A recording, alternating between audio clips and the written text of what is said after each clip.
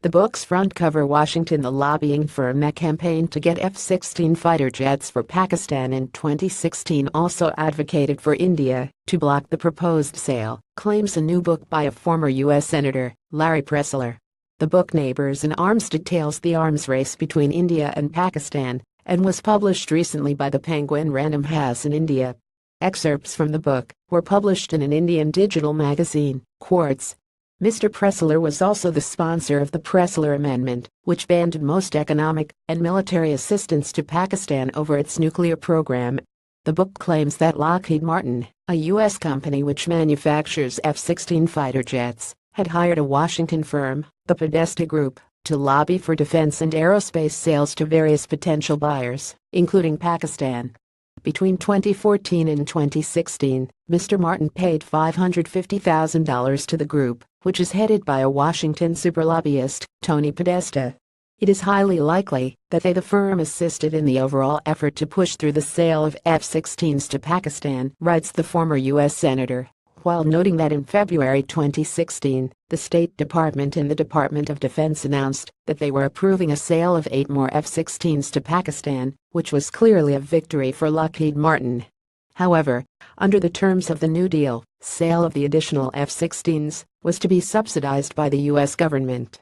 The subsidy was to come from the U.S. Foreign Military Funds (FMFs), which is used to facilitate sales of U.S. military equipment to foreign countries.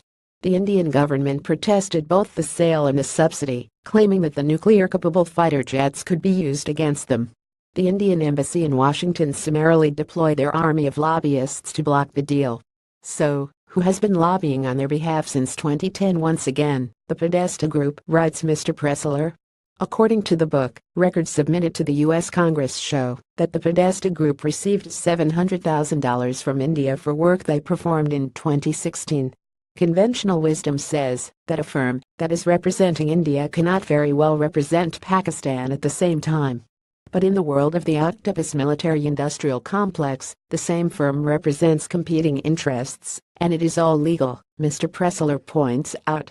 The book notes that the power and pressure of the Indian embassy's lobbying firm produced results, and a week after the State Department's announcement of the planned subsidized F-16 sale to Pakistan, Kentucky Republican Senator Rand Paul introduced a joint resolution to halt the sale. Senator Paul's resolution was debated on the floor of the Senate and a vote was called, but the resolution was scuttled in what is called a tabling motion. In a 71-24 vote, the Senate voted to table the resolution, which effectively killed the effort. The sale was approved, but without the FMF subsidies, forcing Pakistan to concede that it could not afford to pay full freight for the 8 fighter jets. Lockheed Martin also complained about the news, saying that it would not be able to afford to keep its F-16 production line in operation without the sale. It also said, incredulously and ironically, that it planned to move the entire F-16 production line from Texas to India. In an interview to a Pakistani newspaper, the vice president of Lockheed's F-16 program, Susan Eustis, said that Indian Prime Minister Narendra Modi had expressed interest in the planes. Published in Dawn, October 4, 2017.